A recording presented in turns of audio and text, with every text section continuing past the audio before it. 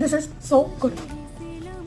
क्या आपको पता है कि आप प्याज के छोटे छोटे टुकड़े करके उसके अंदर मिर्ची, हल्दी, धनिया पाउडर, नमक और हरा धनिया डाल के उसको मिक्स करके उनके पानी पूरी मसाला और पाव भाजी मसाला डाल के उसको मिक्स करके उसको रोटी को गोल गोल बेल के उसके अंदर ये मसाला भर के और थोड़ा सा ऊपर चीज़ या पनीर ग्रेट करके इसको पैक करके लोया बनाने के बाद इसकी जब आप पराठे बनाओगे तो आप प्याज के पराठे बना सकते हो, प्याज और पनीर के पराठे, जो आप सॉस और चटनी दोनों के साथ खा सकते हो, जिसके साथ आप चाहो।